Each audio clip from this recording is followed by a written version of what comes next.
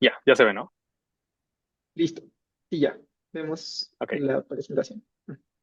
Bueno, pues muchas gracias por la presentación y por invitarme. Estoy muy emocionado y muy contento de estar aquí, hablando de uno de mis proyectos de doctorado que estoy haciendo acá en Canadá. Y pues justo se trata de intentar desenredar estas contribuciones de las variantes genéticas y el ambiente. Pues es una pregunta que te he hecho por mucho tiempo, ¿no? Si naces o te haces. Entonces, pues es respondiendo esta pregunta específicamente dentro del campo de la epigenética. Y pues bueno, es justo este artículo que ya prontamente va a estar publicado en Genome Biology. Y pues bueno, vamos a empezar hablando de epigenética, que es como el campo dentro del cual me muevo. Entonces, pues la epigenética es una disciplina científica que estudia el cambio heredable y estable de cambios en la expresión génica que ocurren a través de alteraciones de la cromatina y no en la secuencia del ADN. Lo que significa esto es que, bueno, sabemos que tenemos el ADN, que es el código genético, que son las bases nitrogenadas que generan proteínas, ¿no? Y la realidad es que este ADN, a pesar de que pues, a veces lo vemos representado así, nunca está de esta manera, que es como la molécula solita. En la célula siempre está en un estado de cromatina, que es un estado de asociación del ADN con proteínas.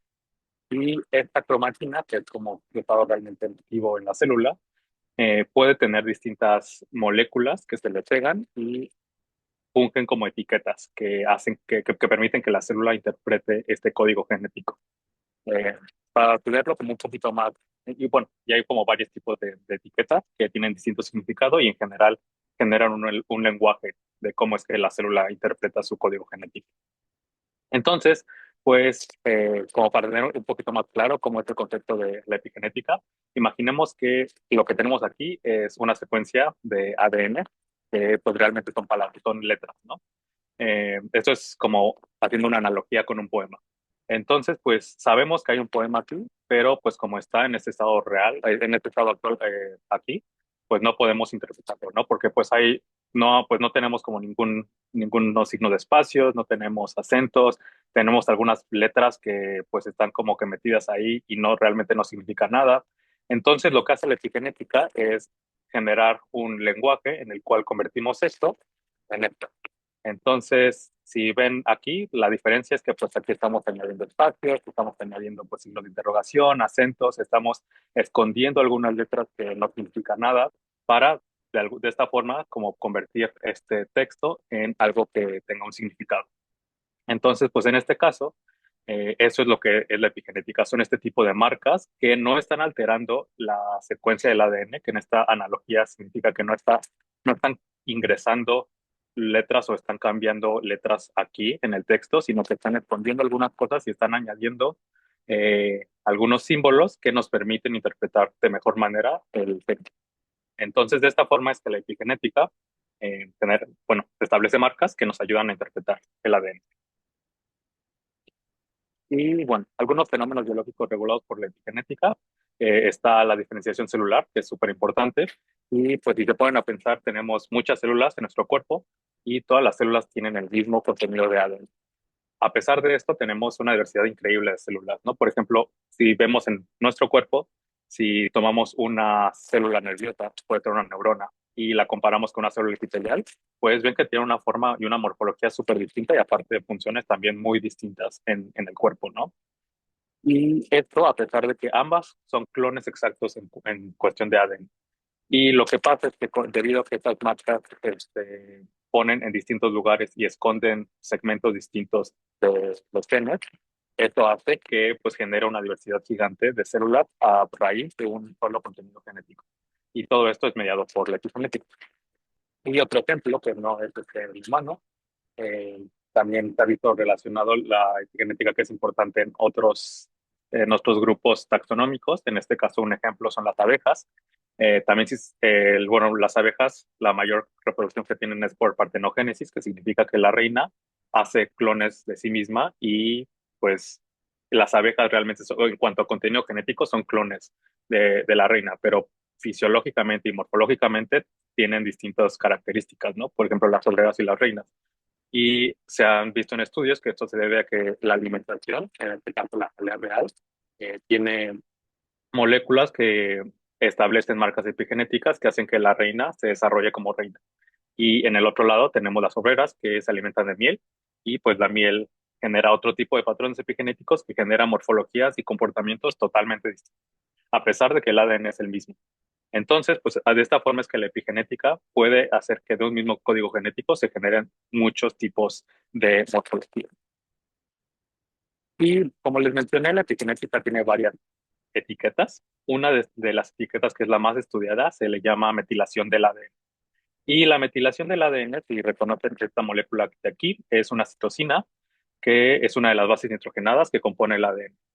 Y la metilación del ADN pasa cuando un grupo metilo, que es este grupo de aquí, CH3, se le pega covalentemente, bueno, se une covalentemente a la citosina y se convierte en 5-metilcitosina.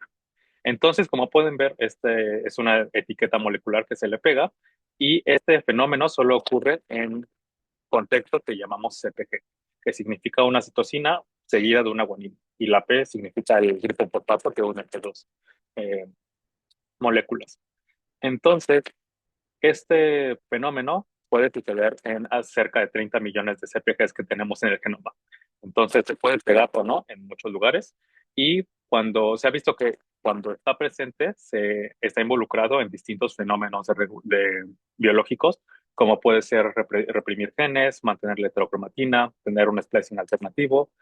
También, por ejemplo, la memoria transcripcional. Se ha visto que la epigenética está involucrada en ya han visto que, bueno, hay gente que hace ejercicio y cuando toma un descanso y vuelve a hacer ejercicio, es más sencillo para ellos fisiológicamente adaptarse a esta actividad en contraste de personas que no han hecho ejercicio. Y esto se debe a que las células mantienen esas marcas epigenéticas que les permiten activarse de forma más rápida en procesos biológicos que ya han experimentado anteriormente.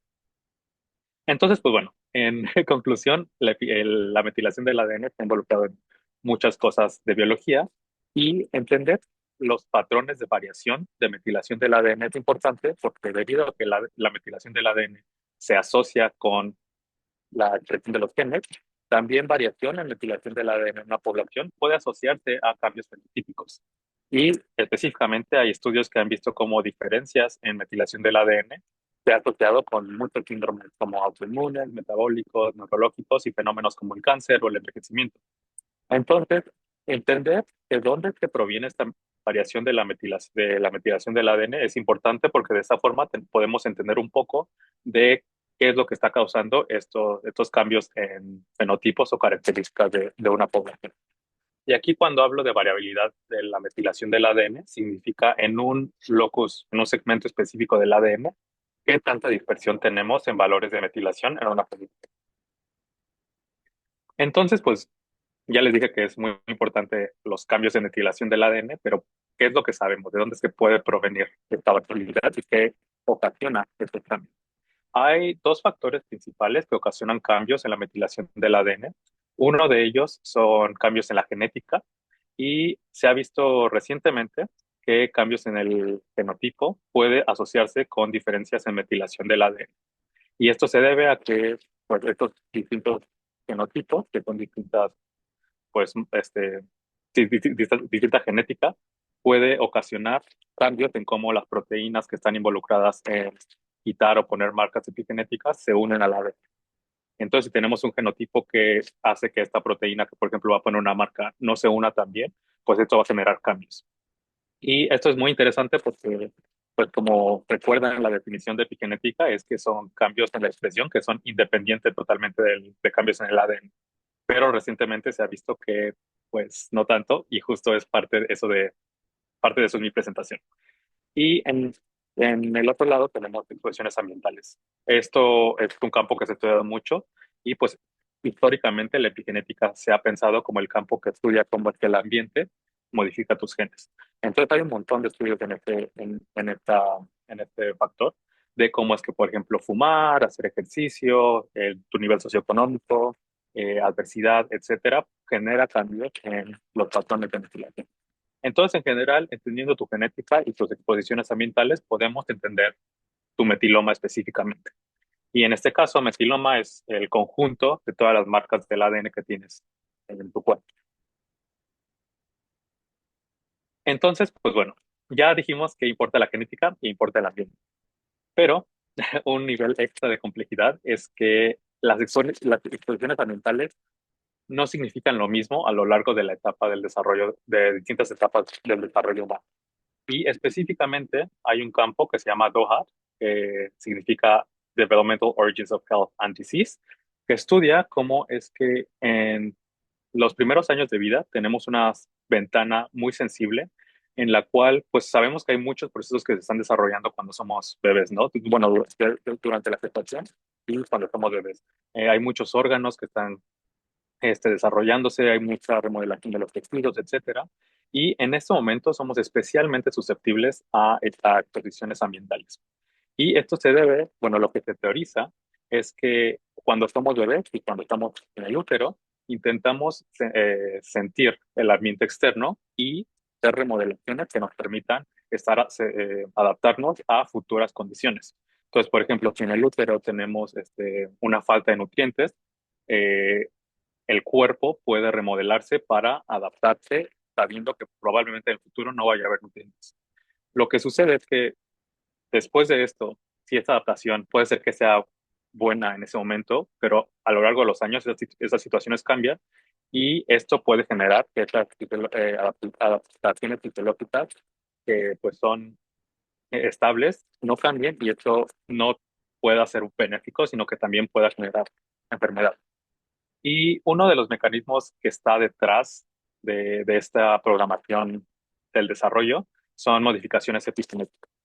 Entonces, dentro de este marco teórico, el epigenoma, que es el conjunto de marcas epigenéticas, también tiene una ventana de sensibilidad en la cual una exposición ambiental puede cambiar, puede generar como un cambio importante que a lo largo de la vida va a incrementar tu riesgo a distintas enfermedades, como pueden ser cardiovasculares.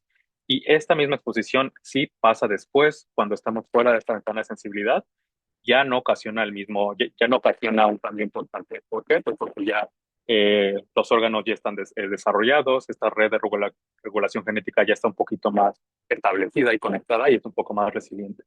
Entonces, es por eso que eh, la pregunta de mi proyecto y de este artículo específicamente es entender cómo es que los cambios de metilación del ADN se explican por cambios en el ambiente o en la genética, específicamente cuando nacemos, es después de que pasamos este periodo de gestación. Entonces, como les dije, hay algunos artículos que asocian un ambiente con cambios en metilación, como es fumar, y algunos artículos que asocian algunas variantes genéticas con cambios en metilación, pero lo que realmente está faltando son estos estudios integrativos que integren lo que llamamos exposoma, que es como este conjunto de exposiciones ambientales, que integren también todas las variantes genéticas que tiene una población y que estudien cómo es que esto afecta globalmente todos los lugares en donde pueda haber metilación del ADN. Y pues bueno, entonces queremos saber en este artículo es saber qué tan ampliamente es que estos dos factores afectan la metilación, dónde esto lo afectan y si actúan solo o separados. Entonces imaginemos que esta es una CPG y queremos saber si esta CPG es influenciada solamente por el ambiente, solamente por la genética o por una combinación. Y cuando es combinación tenemos dos sabores, que es cuando funcionan por interacciones o por efectos independientemente aditivos. Entonces, para tener también un poco más claro, porque hablamos mucho, les digo, cuando actúan juntos puede ser por medio de modelos aditivos o de modelos de interacción. Entonces, para separarlos y que entendamos cuál es la diferencia entre estas dos, vamos a tener como un poquito un repaso rápido. Entonces, este es un escenario aditivo en la cual tenemos un factor ambiental, que es TUMA, y un factor genético, que es un alelo. Entonces, digamos que aquí estamos viendo la metilación del ADN de una CPG, y si queremos estudiar el efecto de TUMA, podemos ver que tanto si tienes el alelo A como si tienes el alelo B, el FUMAP va a incrementar tu nivel de metilación por 5%. No importa tu alelo. Y si queremos saber el efecto del alelo en la metilación, tanto si fumas como si no fumas, esto va a incrementar el 10%, por 10% tu metilación de ADN. Como pueden ver aquí, esto se ve como dos líneas paralelas y esto significa que ambos están jugando un papel, pero que el efecto de uno es independiente del otro. En contraste, tenemos modelos de interacción, en los cuales el efecto de una variante ambiental va a depender y va a ser diferente, va a ser diferente dependiendo del genotipo que tú tengas subyacente. Entonces, en este ejemplo, por ejemplo, tenemos que si queremos estudiar el efecto de fumar, vemos que fumar aumenta tu nivel de ventilación por 2% en este lugar, solamente si tienes el alelo A, pero si tú tienes el alelo B, va a aumentarlo en 10%. Y si queremos saber el efecto de un alelo en tu metilación de ADN, vemos que aumenta el alelo B 14% tu metilación cuando fumas, pero cuando no fumas solo es 8%. Entonces, en este ejemplo pueden ver que es un poco más complejo y para entender el efecto de la exposición tenemos también que pues, hacer una interacción con la genética. Y esto es muy relevante porque pues esto es muy importante para la medicina personalizada, porque estos escenarios son en los cuales, por ejemplo, un fármaco afecta a una persona pero no a la otra porque tienen distintas genéticas. Esto es una interacción y se le conoce como interacción gen-ambiente y también es posible que suceda en la metilación del ADN. Entonces, pues bueno, recordemos, la pregunta es, queremos saber a lo largo de todo nuestro ADN, qué lugares son sensibles a la genética o al ambiente o a las dos. Para entender esto, en este artículo utilicé un estudio que se llama Child, que reclutó familias hace mucho tiempo, hace 11 años ya, y reclutó familias a lo largo de Canadá y los he estado siguiendo a lo largo de los años. Y para específicamente este proyecto, tomamos muestras que se tomaron al nacer de los niños, de su cordón umbilical, y entre estas muestras, tenemos 700, se perfila su metilación de ADN con un microarreglo que se llama EpiArray, que el microarreglo, voy a hablar un poquito después qué es este microarreglo, pero es una tecnología que se utiliza para perfilar la metilación. También están genotipados con otros microarreglos, tenemos alrededor de 1.3 millones de NIPs en la población y tenemos una caracterización del ambiente prenatal en la cual se colectaron 94 variables que engloban 4 dimensiones. Una es el, la dimensión psicosocial de la madre. En este caso, pues el ambiente del feto es la persona gestante. Entonces, en este caso, específicamente, el ambiente es la fisiología de la persona gestante. Entonces, tomamos pues dimensiones que pueden alterar pues, el cuerpo y la fisiología. Una puede ser las cuestiones psicosociales, entonces tenemos información del nivel socioeconómico, dinámicas sociales, dinámicas entre las parejas, síntomas de depresión, de ansiedad, efectos de eventos de adversidad, etcétera. También tenemos información acerca de la salud de la persona gestante durante la gestación, también nutrición durante la gestación y algo que se le conoce como entorno construido, que pues son este tipo de ambientes que son producidos por el humano, como pues engloba principalmente cosas de contaminación ambiental.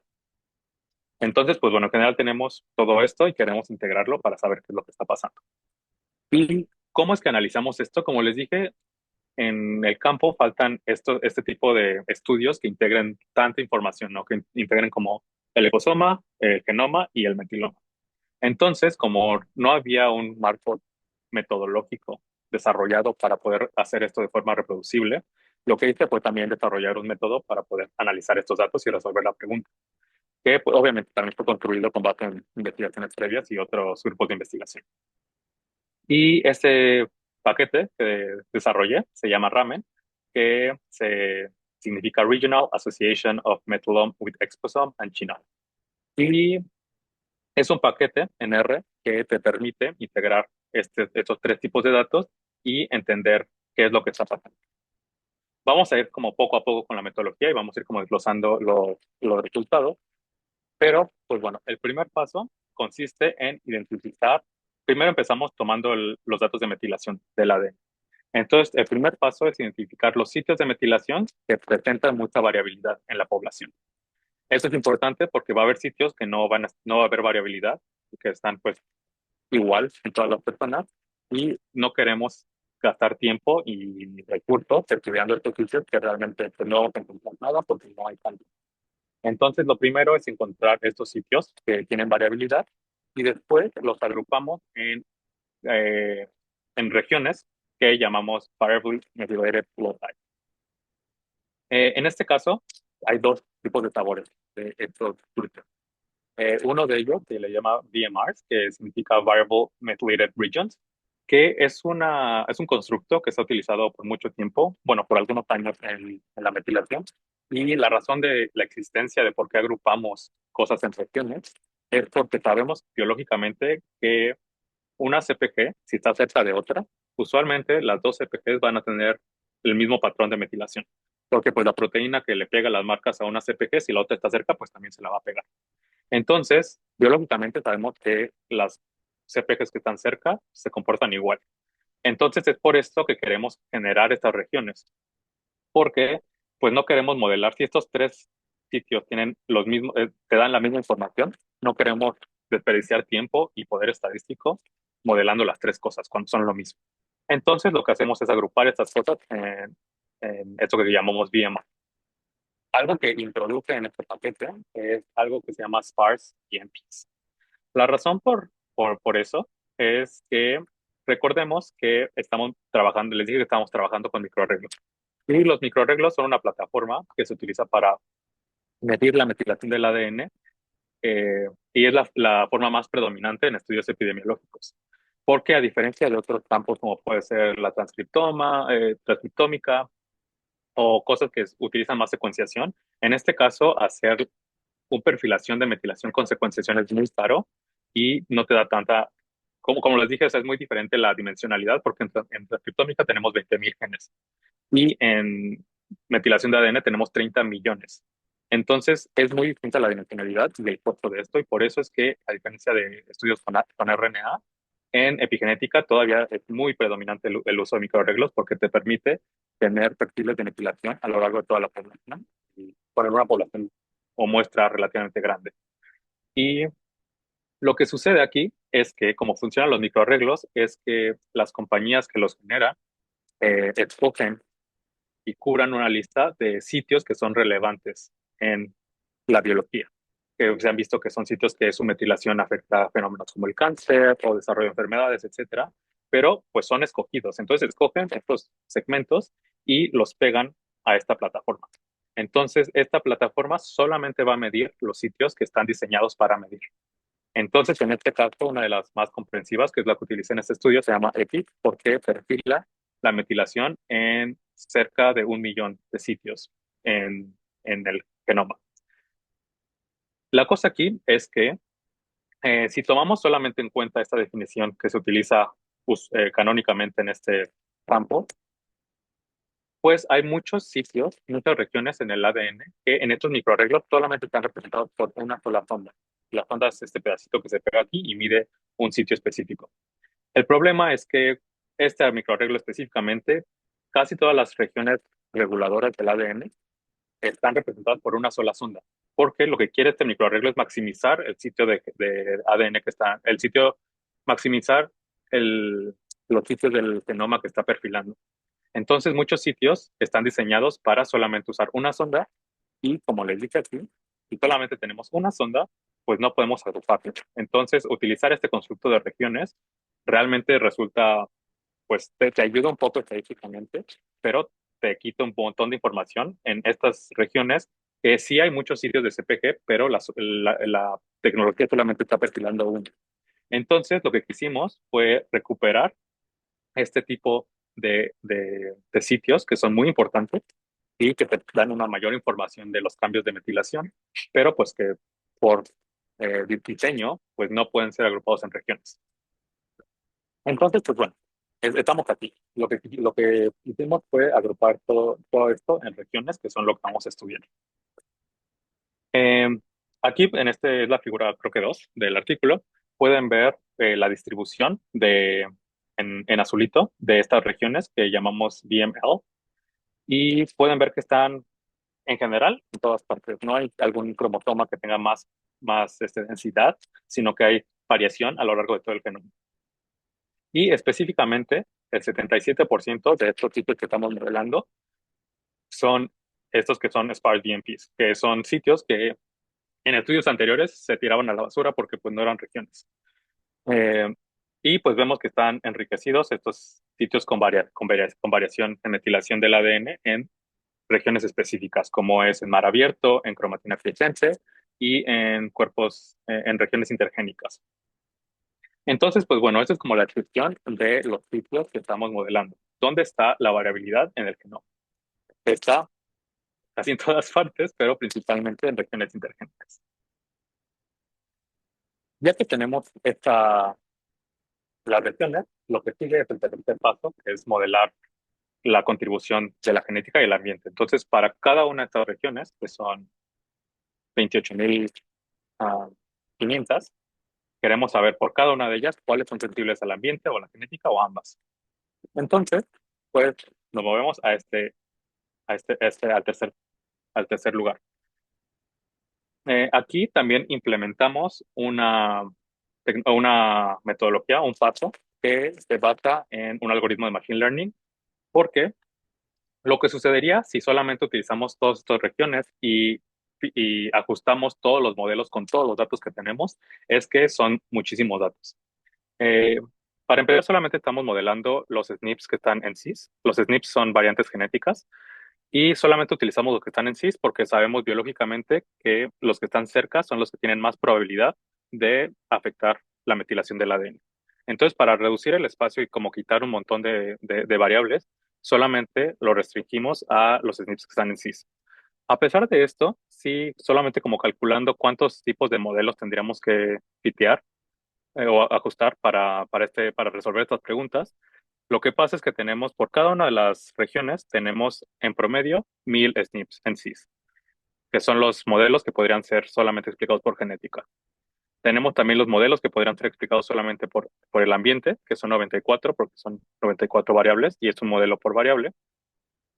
Los modelos aditivos, que pues es todas las combinaciones posibles, y también los interactivos, que son todas las combinaciones posibles. Y esto lo tenemos que multiplicar por todos los sitios que estamos modelando, porque tenemos que hacer esto por cada uno de los sitios. Y esto resulta en 5.000 millones de modelos, que son muchísimos. Y pues para empezar, tenemos una muestra de 700 personas, entonces una muestra pequeña. Aparte, pues es el tiempo que necesitaría para fitear todos estos modelos, la memoria y todo eso, pues es mucha. Entonces el problema, que es un problema muy típico en estudios ómicos, es algo que llamamos la maldición de la dimensionalidad, que tenemos muchísimas variables. Entonces es muy difícil y el problema aquí se convierte en encontrar la aguja en el pajar. Tenemos muchísimas variables y tenemos que encontrar cuáles son las que probablemente son importantes para movernos al siguiente paso, que es ajustar los modelos. Eh, para resolver este problema es que implementamos un algoritmo que se basa en Lazo, que es un algoritmo Machine Learning, que lo que hace es hacer un screening de para cada una de las regiones, hace un screening de todas las variables que tenemos y solamente retiene las que son potencialmente importantes. De esta manera es que podemos reducir, antes de ajustar todos los modelos y compararlos y escoger si el mejor es E, G más E o G por E, lo primero que hacemos es quitar toda la paja para que nos permita encontrar la aguja de una forma más sencilla. Aquí podemos ver que creo que la figura 3, como antes de la etapa de selección, tenemos pues para todas las regiones 94 variables ambientales, porque eso es constante, y alrededor de 1.000 SNPs en sí en promedio en cada una de las regiones. Y esto pues es variable porque no todas las regiones van a tener la misma cantidad de variaciones genéticas alrededor. Y vemos que esto, después de la etapa de selección, redujimos muchísimo el tipo de variables y nos quedamos con alrededor de 16 SNPs en cis en promedio por cada región y alrededor de 3 variables ambientales en promedio por cada región. Y esto también reduce en 3 órdenes el número de modelos que estamos fiteando. Entonces siguen siendo muchos, que son 3 millones, pero pues ya es diferente a 5.000 millones. Y pues bueno, esto es lo que estamos haciendo en este momento. Y aquí lo que podemos ver es que el método de selección no es independiente del número de SNPs que tenemos en cada región. Y esto es importante, es como un buen chequeo, porque pues no queremos como que como también estos SNPs están realizados por una técnica de microarreglos también están dirigidos a lugares específicos y hay algunos lugares que están más densamente estudiados. Y pues en teoría, no porque estén más densamente estudiados quiere decir que la genética está importando más, sino que solamente es un artefacto de que estamos poniendo más atención en estos lugares. Entonces, esto es como un buen chequeo de saber que aunque hay algunos lugares que tienen muchísima densidad de sitios perfilados, a pesar de eso, pues es relativamente la misma cantidad de SNPs que retenemos en comparación de otros sitios. Y en el panel C, lo que estamos viendo es de todos los VML que tenemos, que si recuerdan eran 28.500, ¿cuántos retuvimos variables de genética y y del ambiente juntos? ¿Cuántos solamente se retuvo cosas de genética y cuántos solamente del ambiente? Aquí algo importante es que como este algoritmo hace un screening, también puede pues como que de antemano remover variables que no están importando. Por ejemplo, si en este escenario que puede ser que estos sitios son solamente sensibles a la genética, pero no al ambiente, desde antes de fitear los modelos podemos ya descartar todos los modelos de interacción que podríamos fitear con el ambiente, porque sabemos que probablemente no vaya a salir nada de ahí. Y también quitamos sitios en los cuales de antemano sabemos que no hay ninguna variable que es potencialmente relevante. Entonces no perdemos tiempo en eso. Y después de esta etapa de selección de variables, lo que hacemos es movernos ahora sí a lo que queremos hacer, que es ajustar los modelos matemáticos para saber para cada uno de los modelos, qué es lo que está explicando mejor los datos. Para hacer esto, ajustamos 4 modelos, que son la metilación del ADN, solamente mejor explicado por una variable ambiental, la metilación del ADN mejor explicado por una variante genética, por un efecto aditivo de la genética y el ambiente, o un efecto interactivo, que es esta estrellita de aquí, de la genética y el ambiente. Entonces, fiteamos todos los modelos posibles y una vez que los fiteamos, escogemos el mejor con una métrica que se llama AIC. Y esta métrica es una métrica que se ha utilizado por mucho tiempo para seleccionar el modelo que mejor explica tus datos. Y bueno, ya, escogemos el mejor modelo y finalmente tenemos otra etapa que no voy a hablar mucho de ello, pero pues lo que queremos saber es que, imaginamos que tenemos una región y en esta región fiteamos todos los modelos posibles y escogemos un modelo, porque siempre va a haber un mejor modelo, porque esto se basa en la métrica. Entonces, con base en la métrica, escogemos un modelo, pero lo que han hecho algunos estudios anteriores es que eso, pues, reportan los resultados de cuál fue el mejor modelo para cada una de las cosas, pero el que haya un mejor modelo no significa que ese modelo sea bueno. Puede ser que sea el mejor modelo de un grupo de modelos que todos son malos y que todos están dándote ruido.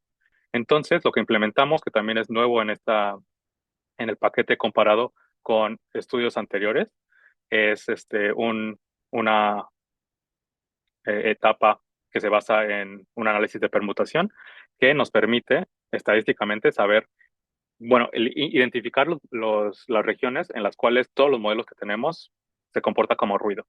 Y esos modelos los cambiamos a algo que se llama baseline, que es como el modelo basal, que solamente decimos la metilación del ADN está mejor explicado solamente por las covariates que tenemos, covariables, que en este caso es sexo biológico asignado al nacer, este, ancestría genética, eh, proporciones de tipos celulares y edad gestacional.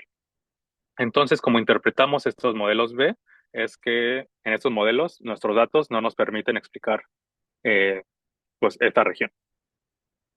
Lo cual es muy importante porque si no tenemos este modelo, como lo han hecho algunos estudios anteriores, pues realmente estás inflando todas estas proporciones porque estás metiendo un buen de ruido en todos los lugares y realmente los estimados que tienes de cómo es que contribuye estos factores a la metilación, pues muchas veces puede ser solo ruido y no puedes saber qué es ruido. Entonces, de aquí nos movemos a los resultados que obtuvimos y podemos ver varias cosas interesantes. Para empezar, algo muy interesante es que el ambiente por sí solo casi nunca explica de mejor manera la metilación del ADN en los sitios variables. Esto es súper interesante porque, como les mencioné históricamente, la epigenética se ha pensado como este campo que estudia cómo es que el ambiente afecta a la biología. Y de hecho, pues la etimología de la palabra es epi, que es sobre, y genética. Entonces está como sobre la genética. Y pues muchos estudios solamente estudian cómo el ambiente afecta la metilación y ignoran totalmente la genética.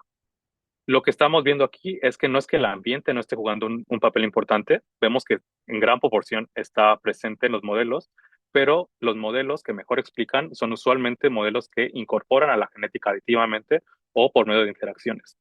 Esto significa que en estudios posteriores de la epigenética tenemos que incorporar la genética y también tenemos que redefinir la forma en la que pensamos en este proceso porque no es que sea independiente de cambios en el ADN, sino que cambios en el ADN, obviamente las marcas están puestas encima de ellos. Entonces, cambios en la secuencia de ADN también va a impactar cómo es que se están realizando estas marcas.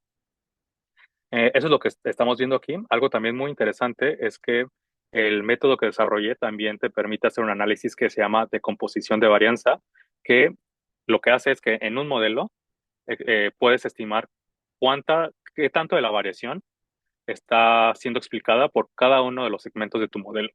Si recuerdan, en los modelos tenemos, pues, por ejemplo, en estos modelos de interacción, tenemos el efecto de la genética, el efecto del ambiente por sí solo y también el efecto de la interacción. Entonces podemos saber si, por ejemplo, el ambiente, la genética está explicando el 60%. Puede ser que que el mejor modelo sea un modelo interactivo, pero tal vez la genética está explicando un 90% de la variación y las otras dos cosas tienen un papel más secundario. Entonces, de esta forma podemos como que interpretar mejor los resultados. Y lo que pudimos ver aquí es que a lo largo de todos los modelos, cuando la genética está presente, este SNP, que es la variación genética, explica una cantidad significativamente mayor de variación en los datos de metilación comparado con el ambiente o con la interacción. Entonces, pues esto también como que vuelve a decir que la genética está presente en casi todos los modelos y aparte explica un montón de variación, al menos al nacer. Y también algo interesante es que vimos en qué lugares del genoma estaban los sitios que son susceptibles al ambiente, a la genética o ambas, y vemos que que cada uno de estas categorías está enriquecida en distintos lugares. Y esto sugiere que, pues, regiones que son susceptibles a las interacciones o a modelos aditivos o a la genética están involucrados en procesos específicos en la célula, no están en todas partes. Entonces, pues son cosas especializadas que están en distintos procesos biológicos. Por ejemplo, pues podemos ver que el ambiente, o sea, los sitios que son solamente susceptibles al ambiente están más relacionados con sitios que están transcripcionalmente activos, que pues checa con lo que pensaríamos que hace el ambiente, ¿no? El ambiente está involucrado en cosas que tenemos que estar regulando como que rápidamente.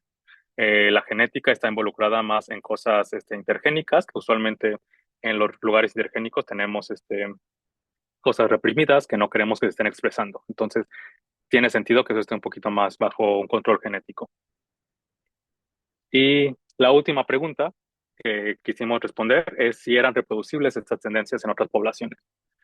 Y para resolver esta pregunta, hice una colaboración con otra investigadora en Alemania que se llama Daina Samara, que es una de las personas que como que empezó a hacer este tipo de investigaciones en el campo. Y lo que hicimos fue estudiar un estudio que se llama PREDO, que es de una población finlandesa, que también tiene datos de metilación, datos genéticos y datos ambientales. Y lo que pudimos ver realmente son como poblaciones muy distintas y el tipo de muestra también son distintos, pero pues lo que importa aquí es ver las tendencias. Y vimos que es lo mismo, ¿no? O sea, el ambiente casi nunca explica por sí solo mejor los cambios de metilación. La genética está jugando un papel importante y el ambiente casi siempre está involucrado cuando la genética también lo está. Y también las variantes genéticas explican una mayor cantidad de variación en metilación comparado con la interacción o el ambiente. Y lo último que quisimos hacer es estudiar en estas tres poblaciones qué tanto los sitios que presentaban variación relevante en las tres poblaciones, que es la intersección, qué tanto estaban en concordancia, ¿no? Y para hacer esto, lo que hicimos es ver si había concordancia en cada uno de los factores, que pueden ser el ambiente, la genética o la interacción, y en cuanto al modelo como tal.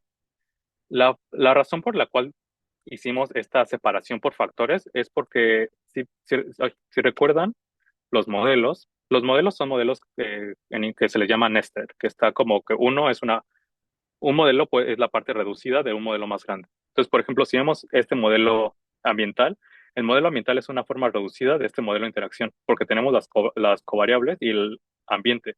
Lo que pasa es que en este modelo solamente no estamos modelando estos dos factores. Entonces, no es como que estas categorías de modelos sean totalmente independientes la una de la otra, sino que hay factores que a pesar de que sean modelos distintos, se están compartiendo, que en este caso podría ser el ambiente entre estas dos. Entonces, por eso es que calculamos la concordancia en cada uno de los factores y parte tomando el modelo como si fueran categorías distintas para ver qué información nos da. Para que quede esto un poquito más claro, imaginemos que un sitio presenta variación importante en ambas cohortes y en uno vimos que el mejor modelo era el modelo de interacción y en el otro que el mejor modelo era el modelo de ambiental. En este caso podemos separarlo y saber que en cuanto al factor ambiental, ambos están en concordancia porque el factor ambiental está jugando un rol está siendo importante en ambos. En cuanto al factor genético, no está en concordancia porque aquí está y aquí no está. En cuanto al factor de interacción, lo mismo, no está en concordancia porque aquí está y aquí no está. El modelo aditivo tampoco. Y en cuanto al modelo, tampoco está en concordancia porque pues son modelos distintos. Lo que pudimos ver aquí es que en todos los sitios que están variando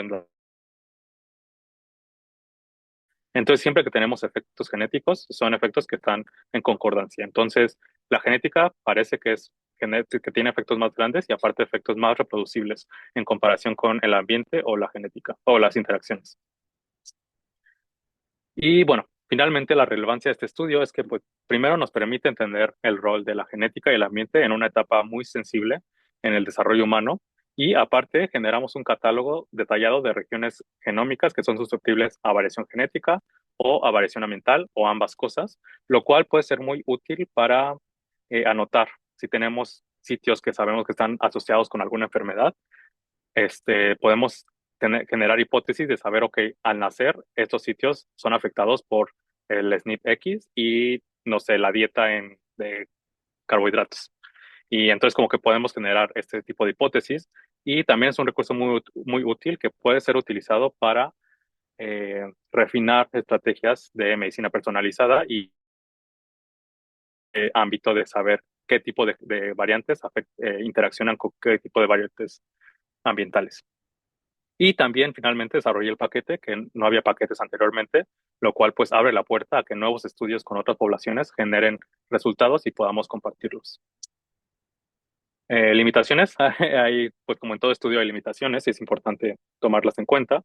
Para empezar, pues el efecto del ambiente podría estar subestimado porque eso es algo que se conoce en el estudio del exposoma. Es muy difícil estudiar exposiciones ambientales porque pues es casi imposible capturar la plétora de exposiciones que tienes en tu vida. Y aparte, la forma en la que se recolecta no es como, por ejemplo, la genética, que tenemos un microarreglo que está optimizado para medir muy bien los cambios de las mutaciones. Pero en cosas ambientales, casi todo está basado en cuestionarios. Entonces, pues, si te pregunto, o sea, bueno, si a mí me preguntan como, ¿qué comiste hace 3 semanas?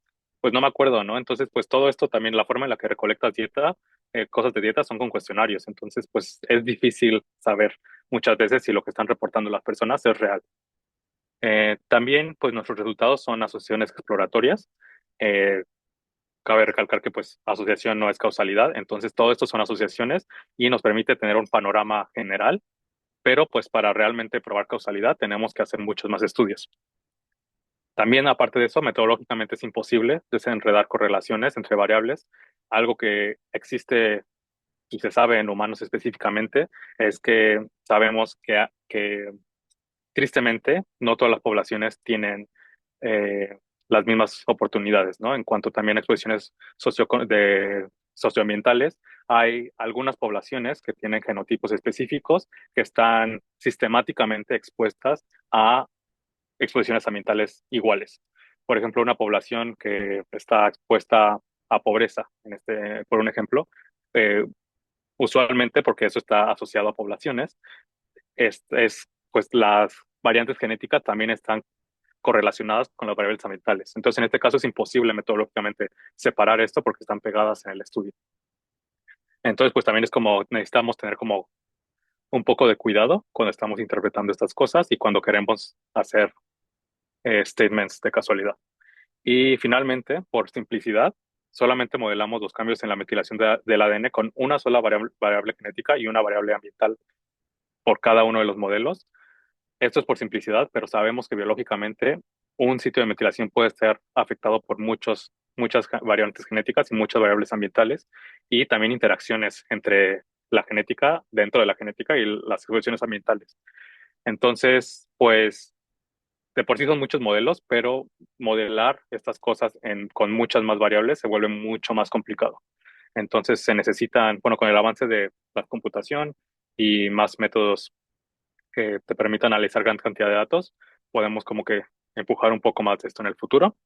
Y finalmente, la metilación del ADN presenta patrones específicos en las células, en las etapas del desarrollo y en poblaciones distintas. Entonces, distintas poblaciones y distintos estados pueden tener distintas contribuciones genéticas y ambientales. Entonces, es importante reproducir esto en otras poblaciones para pues, entenderlo mejor.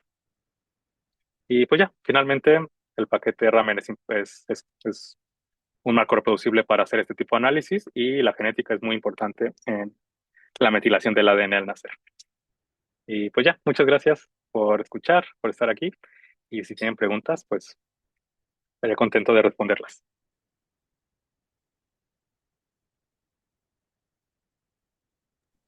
Muchas gracias, Eric. Eh, Justo, sí, igual dejamos el micrófono para los que tengan preguntas. Igual, si quieren, en lo que se van animando, este, les puedo ir diciendo algunas. Yo también tengo, pero bueno, hay un par de preguntas que nos dejaron en el formulario. Aquí, bueno, te están felicitando también en el chat. Qué excelente ponencia. Bien, gracias. Eh, y bueno, creo que, a ver, si quieren, si alguien tiene una pregunta, puede abrir su micrófono directamente. Si no, pues yo empiezo diciendo esta eh, pregunta que nos dejaron en el formulario de registro. Igual sí, es una pregunta que dejó Sara. Igual si quieres decirla adelante, puedes abrir tu micrófono. Si no prefieres que la lea, aquí la puedo leer. Mm, sí, yo creo que, bueno, si quieres la leo. La pregunta es si el ADN es el medio de transmisión de la información genética de una generación a la siguiente. eh, ¿Se puede saber si en un futuro heredamos las enfermedades terminales? Por ejemplo, el cáncer o otro tipo de enfermedades. Mm, Ah, sí, pues creo que depende de la respuesta como en biología, creo que depende, depende del escenario. Sí hay específicamente en cáncer, hay cánceres que son heredables, pero no son la mayoría. Creo que es relativamente raro que haya alguna mutación genética que se herede y que esté generando cáncer en todos los miembros de la población, que diga de una familia. Usualmente lo que pasa es que hay mutaciones. Esto no es epigenética, esto es genética, porque recordemos que si hay mutaciones, si hay cambios en la secuencia, eso es genética. Eh, pero pues usualmente son, como estamos expuestos a pues muchas cosas a lo largo de la vida y acumulamos pues muchas mutaciones, esto generalmente puede ocasionar cáncer en este caso. Entonces, usualmente se les conoce como cosas espontáneas, ¿no? No son hereditarias. Pero también, pues hay ocasiones en las cuales hay una variante genética que está presente en, pues, el momento de concepción y que eso genera que se vaya heredando. Pero pues para hacer esto necesitas tener pues un estudio de genealogía y todo eso para descartar y saber cuál es la razón. Creo que, no sé, creo que ok, respondí. sí, muchas gracias. Bueno, ahí igual pueden poner en el chat. Bueno, sí, César. Sí, hola, fascinante plática, muchas gracias, fue muy, muy, muy bonita.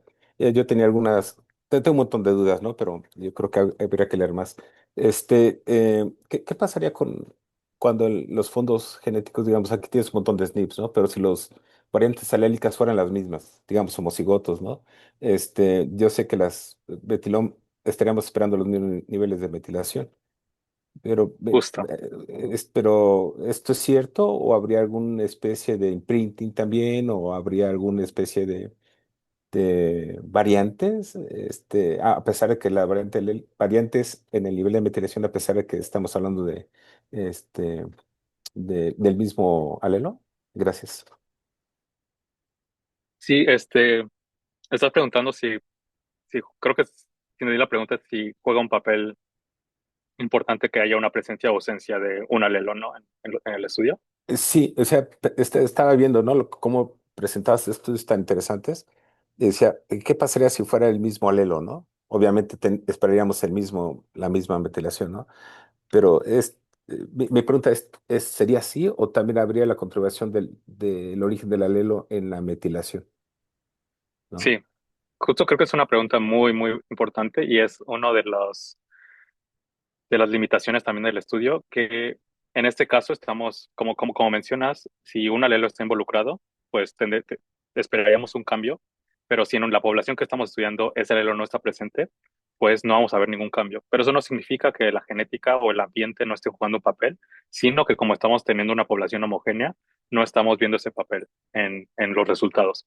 Y eso es particularmente importante porque, bueno, se une a muchas cosas de la ciencia en que casi todos los estudios están realizados en poblaciones homogéneas, que son poblaciones de países afluentes, que en este caso, en Canadá, pues solamente el 90% de mis participantes son personas con una ancestría europea. Entonces, aparte de eso, casi todas las personas que se reclutaron tienen un nivel socioeconómico alto. Entonces, hay muchas cosas ambientales y genéticas que no estamos que puede ser que no estemos viendo, no porque no estén pasando, sino porque como estamos tomando una población homogénea en cuanto a exposiciones ambientales relativamente y genéticas, pues si no estamos modelando, si no estamos viendo ese alelo, pues no vamos a ver cambios en metilación. Entonces, para realmente resolver esta pregunta, lo que necesitamos es tener estudios en poblaciones diversas, tanto genética como en cuanto a exposiciones ambientales, para realmente entender este fenómeno y también tener resultados que apliquen a todas las personas. Muchísimas gracias, muy interesante. Tengo otras preguntas, pero más al ratito. Gracias. Sí, muchas gracias. Gracias. ¿Alguien más, chicos? Vamos, anímense a preguntar. Hay una pregunta en el chat, creo que Andrés. Ok, vale, la leo. Diana pregunta, ¿cómo juegan las metiltransferasas a favor de las terapias genéticas? ¿Cómo Mm, juegan las metiltransferasas a favor de las terapias genéticas? ¿Tienes como mm, alguna terapia genética específicamente? O sea, las terapias genéticas que usualmente, bueno, se me viene a la mente son como por ejemplo CRISPR y así que generan mutaciones. Creo que como podrían ligarse esas dos cosas, cómo es que podrían conectarse, es que hay algunas enfermedades que están causadas por mutaciones genéticas, que eso pues es más del campo de la genética, como puede ser, pues no sé, como enfermedades que se heredan o cosas que se sabe que una mutación genera algo, ¿no? Eh, pero hay otro tipo de enfermedades que se generan por mutación, por epimutaciones, que son cambios en patrones de metilación. Entonces, lo que se ha hecho recientemente, que es también muy nuevo y apenas creo que salió este año un estudio en el cual hicieron eso y está como súper en pañales, es que CRISPR, lo que se le pega a esta molécula que reconoce una secuencia de ADN, pues es una proteína que corta el ADN y hace que se recambie, ¿no? Pero lo que han hecho es que se le ha pegado en vez de esta molécula que corta y reemplaza, lo que se le pega es una DNA metiltransferasa. Entonces, de esta forma, lo que puedes hacer es, este, pues como específicamente y focalizadamente, añadir o quitar, si le pones una TET, que es otra proteína, la marca de metilación. Y esto lo que se espera es que estas enfermedades que se sabe que la metilación está jugando un papel importante y causal, es que puedas utilizar esta tecnología para cambiar no el ADN, sino los niveles de metilación o de otras marcas epigenéticas. Pero como dije, eso es súper nuevo. O sea, de por sí CRISPR con cosas genéticas lleva algunos años y todavía no está tan establecido. Esto apenas este año salió un artículo de eso. Y pues hay todavía muchas cosas que se tienen que explorar antes de realmente llevarlo a un escenario de terapia.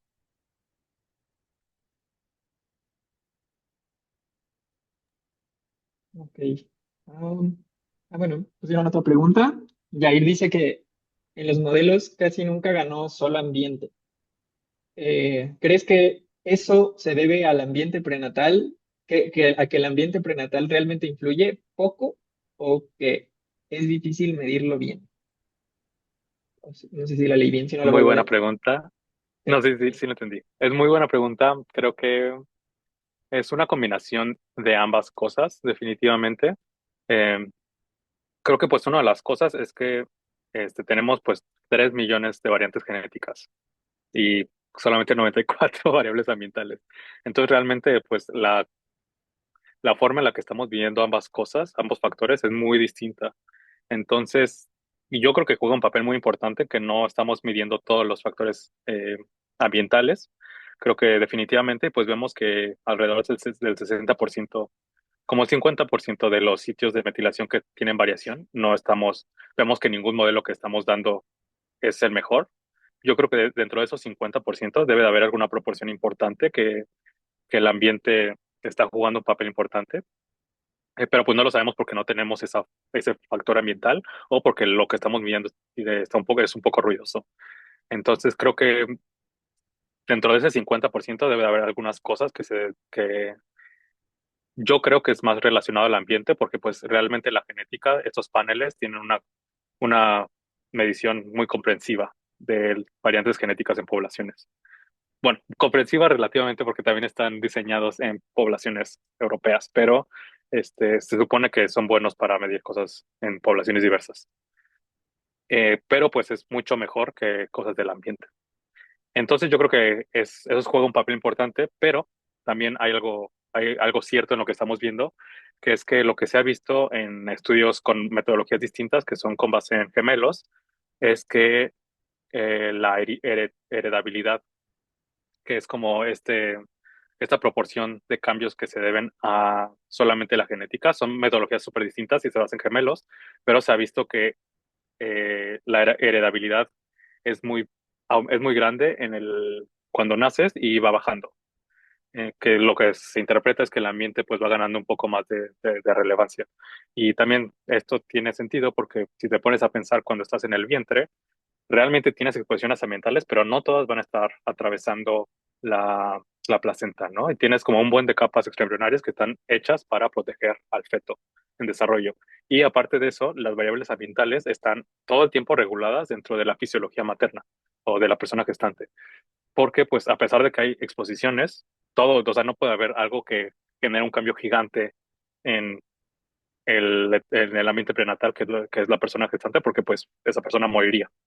Entonces, creo que eso también juega un papel muy importante, que justo la siguiente etapa de mi proyecto es ver cómo esto cambia, porque como les dije, este estudio ha seguido a los niños por 10 años.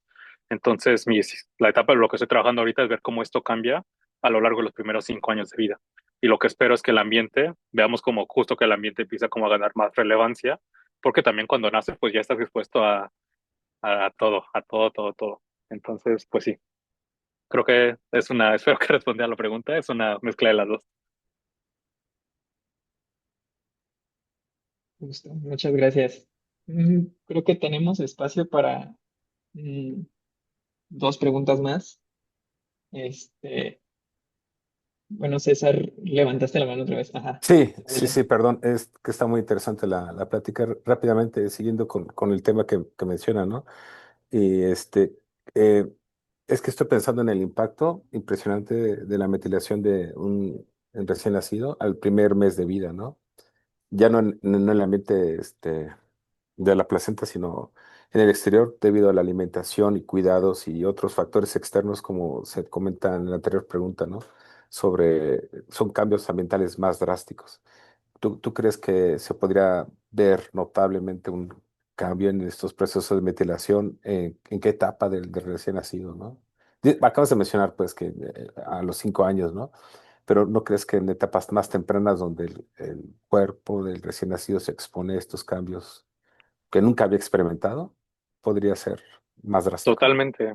Sí, sí, sí. Justo los primeros, se habla que los primeros 1.000 años, mil años, 1.000 días después de nacer son como los periodos como más, con más cambios, porque como lo mencionas, estás, o sea, cambias totalmente de ambiente y estás expuesto a un montón de cosas. Entonces, sí hay algunos estudios que han visto como dentro de los primeros 5 años de vida hay una remodelación muy grande en la metilación del ADN, porque pues estás adaptando y también hay una remodelación muy grande, específicamente en sangre, porque la sangre lo que estás midiendo es metilación de ADN en células inmunes.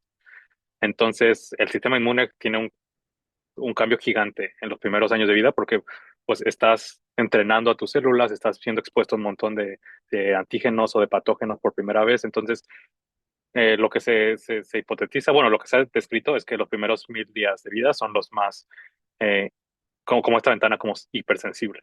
Y después de eso, las variables ambientales o las exposiciones generan cambios más pequeños porque pues ya están las cosas un poco más establecidas. Pero pues es parte de lo que justo quiero responder en el siguiente capítulo. Ya cuando lo tenga listo, eh, podré responder de una forma más certera. Muchas gracias. Súper, bueno, pues igual quedaban un par de preguntas